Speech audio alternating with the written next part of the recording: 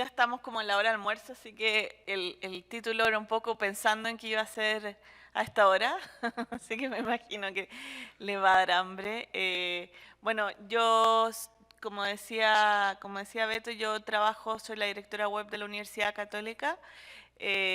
Soy un bicho raro probablemente en los que están acá en las salas porque soy periodista, pero he trabajado en experiencia de usuario hace 17 años. En este minuto formo parte de la Asociación Mundial de Profesionales de Experiencia de Usuario, la UXPA, como directora del capítulo chileno y directora regional. Y bueno, hoy día un poco les voy a contar de qué se trata un poco esto de la experiencia de usuario. Cuando me invitaron a hacer la charla me comentaron que eran muchos desarrolladores, así que está un poco enfocada en eso. Voy a tratar. Ahí. Bueno, esta foto me imagino que no les hace ninguna justicia hasta ahora. Eh, un poco, un poco por qué traje esta foto, aparte de preguntarles si todos tenían hambre, que me imagino que hasta ahora ya todos tenemos bastante hambre, es de pensar un poco haciendo esta analogía en cuál es la relación entre un sándwich, que ahí podemos ver distintos tipos de sándwich con camarones, o sándwich con carne, o con cosas fritas, de cómo, haciendo un poco esta analogía de la comida, cómo somos todos partes un poco de este sándwich, de estas distintas partes que conforman esta mezcla de pan con ingredientes que vamos a deconstruir ahora. Si se fijan, dentro de la foto hay uno de los sándwiches que algo no tiene, donde hay ese que está con cebolla, con pepinillo, y yo les pregunto, ¿dónde está ese jamón del sándwich? O el pollo, o lo que sea, la opción que sea. Y un poco pensando en los distintos tipos de gustos que tiene la gente, vamos a partir pensando en un sándwich vegetariano. ¿Ya? Pensando también en que yo vengo un poco más de este tipo de mundo de comida. Cuando estamos pensando en un sándwich, tenemos tres partes relevantes. Un pan que tiene que tener un aspecto bonito, ¿cierto? Que tiene semilla, en ese caso es maravilla o semillas de amapola. Tenemos los ingredientes que forman parte del sándwich y la parte de abajo del pan. Sin ninguno de estos tipos de construcciones de estas partes del sándwich, funcionaría un sándwich. O sea, si yo pienso, yo tengo solamente los ingredientes y tengo, por ejemplo, el quesillo, el pepino, el tomate, la rúcula, sería una ensalada por separado. Por otro lado, si tengo solamente la parte de arriba del pan, funciona como un pan. Y un sándwich no puede funcionar sin la parte de abajo del pan. Entonces, pensando un poco en esta analogía, ¿qué es lo que nos toca ver a nosotros como parte de estos entes integradores de un proceso de desarrollo de proyectos digitales? Haciendo esta metáfora del sándwich. El diseño podríamos decir que son las semillas de amapola, de maravilla, etcétera. Son esta parte bonita. Yo no sé si ustedes muchos saben, pero a mí me impresionó hace mucho tiempo haber escuchado que McDonald's, no sé si hay alguien que sea de McDonald's aquí, blanquea el sésamo de las semillas de su pan para que el pan se vea más bonito, porque el sésamo no es de color blanco, el sésamo es de color negro. Entonces, ¿cómo hacemos que esta parte de arriba del pan se vea atractiva? Pues si tenemos un pan todo latiguo, aunque esté arriba, se nos va a ver, probablemente no nos van a dar muchas ganas de comer el sándwich. Por otro lado, todo lo que está dentro de ese pan, que me puse yo ahí con mi cara porque digo, ¿qué es lo que es la experiencia de usuario? Todos estos ingredientes, lo que lo hace distinto, lo que le hace que nosotros seamos algunos vegetarianos, otros veganos, otros carnívoros y tengamos estos distintos gustos del sándwich. Y por otro lado, no podría existir este sándwich si no hay una parte profunda, ¿cierto? Un backend, una parte de abajo de este pan que yo lo identifiqué pensando en que estaba hablándole a una audiencia mucho más de desarrolladores, de la parte dura de este pan. El pan no existe si no tiene una parte de abajo. Entonces, ¿cómo estas distintas partes del sándwich se van entrelazando para conformar un producto completo. Y finalmente, bueno, pensando en que la experiencia de usuario va a ser qué es lo que el usuario capta a partir de toda esta experiencia completa, lo que está debajo, lo que está dentro del sándwich, lo que está arriba del sándwich. ¿Cómo se define la experiencia de usuario? Quizás hay muchos que conocen esto. Hay dos de los tipos claves que han sido padres de este campo de experiencia de usuario, que es Jacob Nielsen y Donald Norman, que definen la experiencia de usuario como la que incluye todos los aspectos de interacción del usuario final con una compañía, una organización, sus servicios y sus distintos productos. ¿Qué es esta experiencia de usuario? Es hacer que el usuario final, a quien nosotros le hacemos nuestros productos, finalmente tome todos estos ingredientes y los consuma, los encuentre ricos, ¿cierto? Los encuentre agradables, sea capaz de volver a usar una y otra vez nuestros productos. Jacob Nielsen, no sé si alguno lo ha escuchado, es uno de los grandes padres que además trajo en realidad el concepto de usabilidad a los productos, especialmente en el área digital, haciendo un experimento con muchos distintos personas que veían ciertos productos digitales, llegó a establecer una serie de directrices que dicen, ok, una persona que está viendo un cierto producto digital tiene empíricamente está establecido que lo hace de esta y de esta manera. Y en eso la usabilidad es un componente de la experiencia de usuario. La usabilidad no es experiencia de usuario, la usabilidad es que tengamos que estos productos digitales sean usables por los usuarios como un componente más. Es tan importante la usabilidad como es tan importante que el código esté bien hecho, que el código sea accesible, que el código sea interoperable, que tengamos un diseño estético, un diseño funcional. ¿Por qué es tan importante esta experiencia de usuario? ¿Por qué hablamos de experiencia de usuario? ¿Por qué existe esta disciplina? Y en realidad yo siempre pienso y siempre he llegado a la conclusión, me toca hacer muchas clases, de que en realidad lo que uno hace como experto en experiencia de usuario es bastante obvio, es como el sentido común.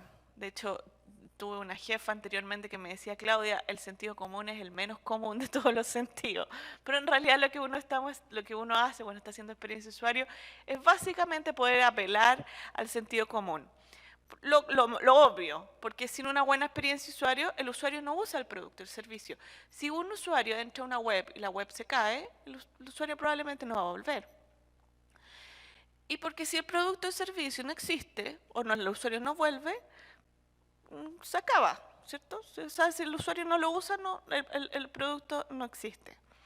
Y lo menos obvio es porque la experiencia usuario involucra toda esta evidencia empírica que nos permite saber si algo funciona o no funciona. Por evidencia empírica me refiero a todas las métricas que están involucradas dentro de un proceso de desarrollo digital, tanto métricas de analítica web, métricas como por ejemplo las que nos puede dar el Google Analytics, como métricas cualitativas, por ejemplo, relacionadas específicamente en cómo los usuarios perciben cognitivamente, por ejemplo, ciertos productos. La experiencia de usuario es la que nos dice desde el principio, desde que yo tengo una idea hasta que esa idea sale como un producto o incluso como un servicio y nos empieza a dar evidencia empírica que efectivamente el producto funciona o no funciona. Si los usuarios lo que quedan, si finalmente ese producto termina siendo comprado, por ejemplo, en el punto de venta. Yo siempre he pensado que la evidencia empírica no solamente se refiere a las métricas online, porque la mayoría de la gente dice, sí, un poco lo que hablaba el speaker anterior, yo puedo tener un producto y puedo tener una serie de evidencia de pensar que efectivamente un proyecto va a funcionar, pero en realidad a veces el proyecto tiene la idea que va a funcionar, pero cuando yo lo pongo en el punto de venta, el producto no funciona. Muchas veces, algunos de los que probablemente han trabajado en proyectos digitales dicen, sí, queremos tantos likes en Facebook o queremos tantos likes en Twitter, tantos retweets o comentarios en Twitter, etcétera. Pero ¿de qué nos sirven esas métricas si esas métricas no nos van a traer, no van a estar relacionadas con el objetivo final para el cual yo estoy creando los productos? me acuerdo, patente, hace un tiempo alguien me pidió hacer una campaña para unas cremas muy caras que venden en las farmacias acá en Chile y quería hacerla por Facebook. Y yo le dije, pero si tu usuario no es Facebook, o sea, tu usuario probablemente es una señora de 50, 60 años que tiene acceso a estas cremas. Así que, ¿qué te sirve tener una campaña en Facebook? No, es que en realidad nosotros queremos estar en Facebook. Claro, puedo dirigirme a las hijas de esa señora que quizá tampoco tienen el poder adquisitivo para poder comprarle las cremas a la señora. Si quizás a la hija sí le puedo dar un cupón para que se lo entregue a la mamá y la mamá medir que efectivamente esté comprando la crema en la farmacia, no en el Facebook. Entonces, en el fondo es la experiencia de usuario es lo que nos lleva a poder tener a través de estos distintos factores esta trazabilidad del sistema. Hablamos de experiencia de usuario y a mí se me vino a la cabeza ponerles esto que no sé si lo han visto alguna vez. Este es un exprimidor famoso de un diseñador muy famoso que se llama Philip Stark, que desarrolló para la marca LeSi. Le dijeron, hazte un exprimidor de limones. Y probablemente si yo les muestro este exprimidor, van a decir, ¿qué es eso? En cambio, si yo les muestro este otro, probablemente van a usar este exprimidor para exprimir limones, ¿cierto? Evidencia empírica. El exprimidor de Philip Stark cuesta, empíricamente probado, 100 veces más usar que el exprimidor del supermercado. Y eso que el exprimidor del supermercado, el exprimidor plástico, el que probablemente todos compramos en el supermercado. El exprimidor de Philip Stark hace el trabajo de exprimir limones 100 veces peor que el del supermercado. Porque a pesar de que es un exprimidor muy bonito, muy de diseñador, bueno, depende para el objetivo que está creado, pero no funciona para exprimir limones. Evidencia empírica, el exprimidor más comprado por los usuarios que desean exprimir limones es el del supermercado. En cambio, el exprimidor más comprado por usuarios que coleccionan objetos de diseñador como Philip Stark o coleccionan objetos como de la marca LeSi, probablemente sea el de Philip Stark. Entonces, en base a esta evidencia empírica, yo sé que el primer exprimidor probablemente para los objetivos, la funcionalidad para la que fue creado, no funciona. Y de hecho termina siendo usado para otros usos como este, por ejemplo. Que probablemente lo han visto estos rascadores de cabeza que este es una broma, pero hay mucha gente que incluso dice, ¿para qué? ¿Cómo uso este exprimidor? Bueno, aquí llegamos con todo esto. La experiencia de usuario requiere una interrelación profunda, una interrelación constante entre la plataforma, entre quienes codifican, esto que yo denomino el backend, la gente que está desarrollando los contenidos, con la gente que está desarrollando el diseño. Centrándonos en que quién va a ser el que nos dicte qué es lo que hay que hacer, va a ser el usuario. El usuario es nuestro jefe. El usuario es como si fuera Bruce Springsteen, ¿cierto? Es el jefe, el usuario es el que nos manda. Escribimos para el usuario, diseñamos para el usuario, desarrollamos contenidos para el usuario, programamos para el usuario. Y ustedes me van a decir, claro, nosotros todos trabajamos en una plataforma y la plataforma está hecha también para otro tipo de usuarios. Y efectivamente, los usuarios no son solamente esos usuarios finales, no son los usuarios a los que apuntamos, son los usuarios que van a usar nuestros productos.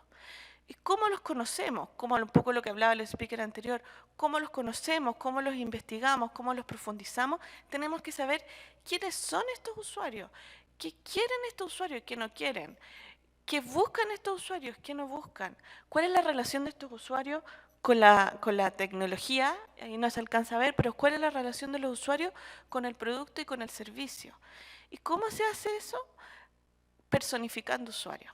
Hay una metodología bien usada, la metodología más común, que se basa en poder tratar de llevar y pensar que los usuarios están sentados al lado de nosotros. Y eso lo creó Alan Cooper en un libro que se llama About Face, que dice, construye a tus usuarios como arquetipo de personas sobre escenarios con nombre, con ocupaciones y con descripciones reales. Aquí les traigo 3 ejemplos, que son la descripción de arquetipos de usuarios que nosotros desarrollamos hicimos para el desarrollo de productos digitales en la Universidad Católica, que básicamente estos son personajes ficticios. Nosotros nos fuimos a observar, a mirar cómo funcionaban nuestros alumnos. Primero, primero definimos que teníamos, imagínense una universidad, muchísimos usuarios. Teníamos alumnos, exalumnos, futuros alumnos, investigadores, gente que viene de ONG, gente que quiere hacer estudiantes de posgrado, nacionales, internacionales, gente que quiera hacer un diplomado, gente que quiera hacerse un curso, incluso personas de la tercera edad que vienen al programa del adulto mayor a poder interesarse, o gente que viene al cine, por ejemplo. Teníamos una diversidad gigante de público. Entonces empezamos a mirar, a salir a los patios, a salir a la calle, a mirar a nuestros usuarios. Y en función de estos usuarios empezamos a delinear estos arquetipos de estas personas sobre estos escenarios. Les dimos nombres. Cooper dice, denle un nombre real, escríbanle su edad, su ocupación, sus intereses, sus motivaciones, sus frenos, qué es lo que les gusta, qué es lo que no les gusta. Y a estos usuarios construyanle los productos. Aquí nos podríamos extender muchísimo más, pero en función de estos usuarios es donde se hace un poco lo que también hablaba el speaker anterior, se hacen las pruebas y los testeos y los muestreos. Cuando yo quiero ya sacar un producto al mercado o tengo un prototipo del producto, sobre estos usuarios uno empieza a probar. Pero ya los tengo construidos, no estoy diseñando algo abstracto, estoy diseñándole algo a alguien que tiene ciertas características, que tiene un nombre y un apellido, y que incluso tiene una foto. Es súper relevante que tengan fotos, porque es distinto si una persona se llama Sofía García a que si se llame John Smith, porque tienen dos tipos, los nombres, las fotos, nos empiezan a generar asociaciones cognitivas. Construir productos para nuestros usuarios. Y como yo les decía antes, si ustedes son programadores, si ustedes son desarrolladores, sus usuarios no son solamente estos usuarios finales. Sus usuarios son los usuarios finales y los usuarios intermedios, o lo que yo denomino como los usuarios internos, los que están fuera de la puerta, al cual les vamos a terminar desarrollando el sitio, la aplicación, el producto digital que sea, como el usuario interno que va a ser, por ejemplo, el capaz de ocupar el CMS, el capaz de ocupar el Drupal, el capaz de ocupar el Joomla, el WordPress. ¿Por qué WordPress ha extendido tanto? Porque WordPress es un CMS cuyo foco ha estado mucho en la facilidad de uso que tiene la interfaz para los mismos usuarios. Entonces, ¿por qué se los planteo así? Porque cuando estamos hablando de usuario, no es solamente hablar del usuario que está afuera, sino que del usuario que está dentro. Porque si el usuario que está dentro es capaz de poder usar mejor la plataforma, probablemente va a llegar a generar un producto que sea mucho mejor para el usuario final. Y además va a ser un embajador de cómo ustedes están codificando y desarrollando. Hay una estrecha interrelación entre cómo el usuario interno genera un producto que tenga una mucho mejor calidad, sea capaz de ser más entendido para el usuario externo. O sea, tenemos que trabajar, tenemos que desarrollar para estos dos tipos de usuarios, especialmente pensando en que estamos acá, estamos dentro de una audiencia de desarrolladores, de codificadores, que muchas veces tienen que desarrollar módulos específicos, ¿cierto? Que tienen que codificar, que un poco también lo hablaba el speaker anterior, cómo hacemos que la gente, como yo que soy periodista, yo entiendo bastante del tema de código, porque partí hace muchos años, pero como gente que de repente está al otro lado, que es un periodista, que es un diseñador, que es un publicista, o que le toca actualizar este contenido, o que a veces, muchas veces son gente que no tiene ningún conocimiento informático, sea capaz de usar de mejor manera la herramienta para que esa persona sea también un embajador para el producto final que va a salir, construyendo arquetipos también de los usuarios internos. ¿Y cómo se lleva esto a la práctica? Conectándose con los usuarios externos, conectándose con los usuarios internos, conectándose con quienes definen la estrategia, con quienes miden la estrategia, entendiendo el proceso completo, trabajando codo a codo.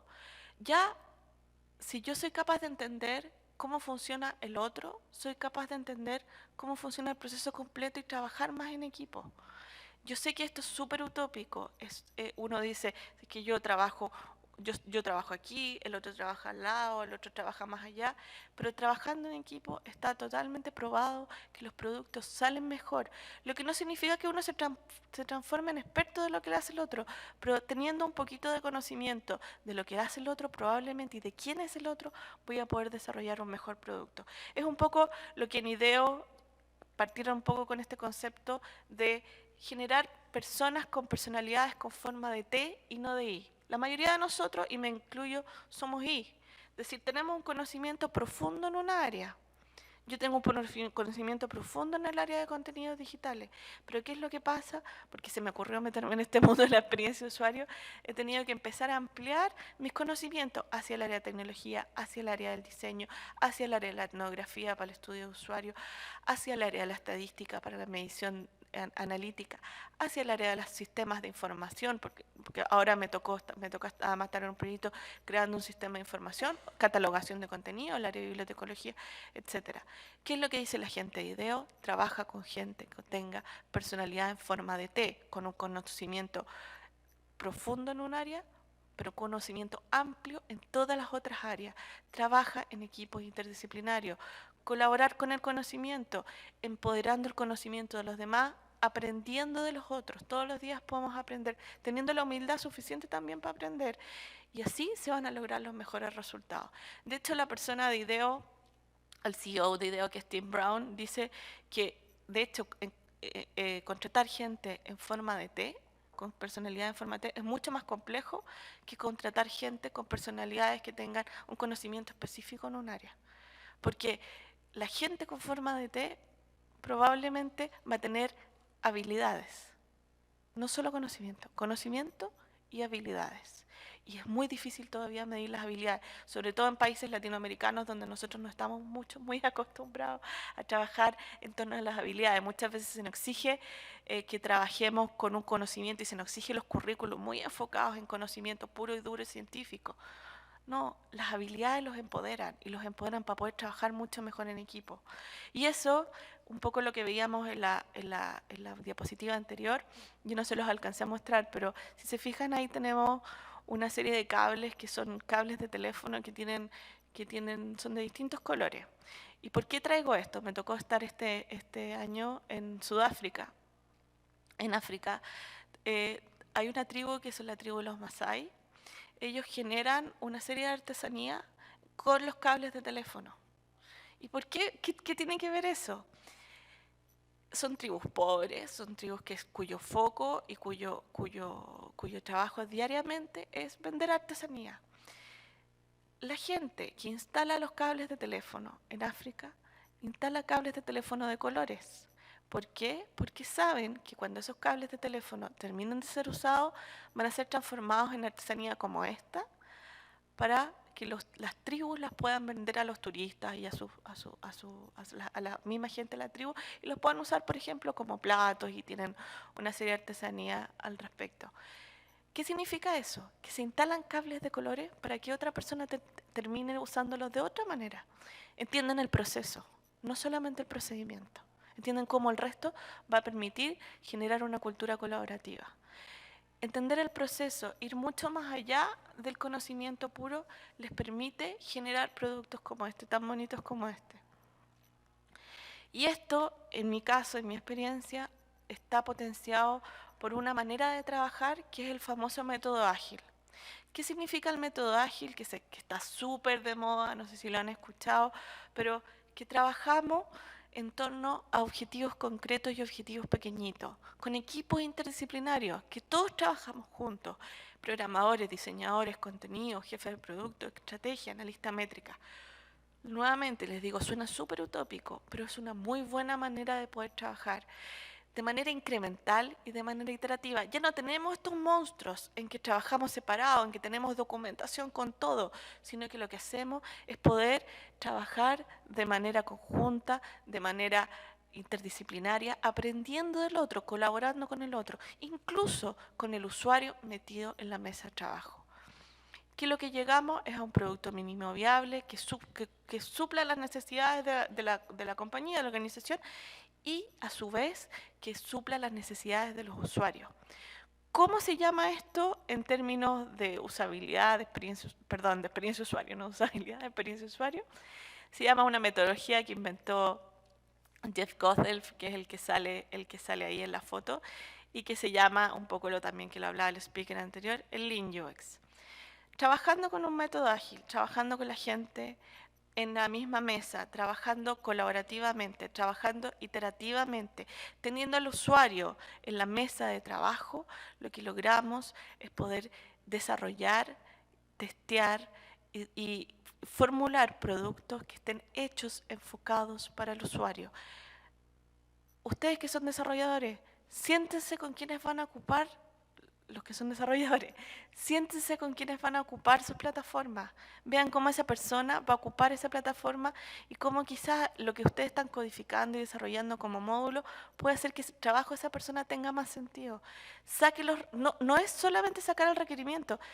Conversen con la gente, observen cómo la gente trabaja. A veces cosas tan simples como de que hay una persona que se sienta con el mouse de una cierta manera y si puedo sacar una correlación de que todos los usuarios usan el mouse de una cierta manera, quizás hay que poner el botón a otro lado. Observar, mirar, hablar con la gente, estudiar, prototipar y hacer que la gente testee para que efectivamente los productos sean colaborativos, sean con foco en el usuario interno y sean finalmente también con un foco en los usuarios externos. Eso es un poco lo que propone esta metodología. Yo defino, prototipo, testeo con el usuario, mido, si me funciona, itero hasta llegar a la salida de un producto que sea lo suficientemente viable para poder cumplir el objetivo inicial. Esto significa trabajo colaborativo, trabajo en que todos nos aprendamos un poco del otro. Y eso, bueno, básicamente para mí ha sido la experiencia de poder desarrollar experiencia de usuario, experiencia de poder tener estos distintos gustos de sándwich, estas distintas personas que tienen distintos focos, distintas maneras de poder ver la vida, distintas maneras de poder organizar y poder empatizar con ellos, poder sentarme, poder conversar con ellos y poder desarrollar productos que estén hechos finalmente a medida del gusto del usuario. Así que para no dilatarlos más, los dejo acá con esta foto que seguramente les va a dar hambre. Y sí, no sé si alcanzamos a preguntar.